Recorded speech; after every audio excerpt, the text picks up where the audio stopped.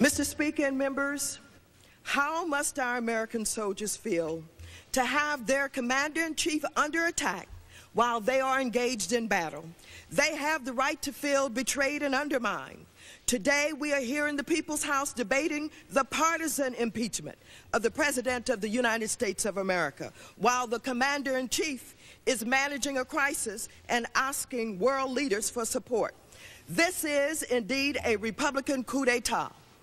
Mr. Speaker and members, Americans all, the Republicans will couch this extremist, radical anarchy in pious language, which distorts the Constitution and the rule of law.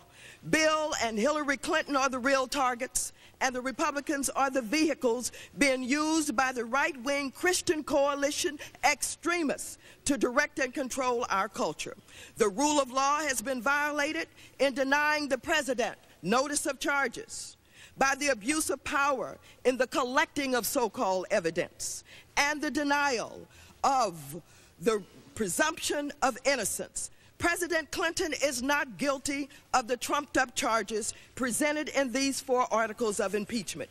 Yes, Bill Clinton is guilty of certain indiscretions in his private life. However, he did not commit high crimes and misdemeanors. Rather, the president is guilty of being a populist leader who opened up government and access to the poor, to minorities, to women, and to the working class. President Clinton is guilty of not being owned by the good old Southern boys or the good old Eastern establishment. President Clinton is guilty of being smart enough to outmaneuver the Republicans in the budget negotiations, electoral politics, and the development and implementation of the people's agenda. Ladies and gentlemen, I am an African-American woman. I'm accustomed to having to fight and struggle for fairness and justice.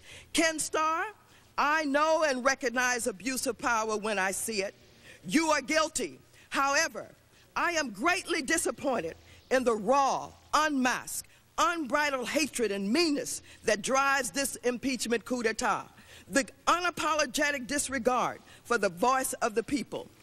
My Republican friends, what you do here today will long be remembered and recorded in history as one of the most despicable actions ever taken by the Congress of the United States of America. I dare the Republicans of this House to allow themselves to move just 1 inch and give me and my colleagues the opportunity to vote for an alternative. I dare you to be fair. I dare you to allow us to vote for censure. I yield back the balance of my time.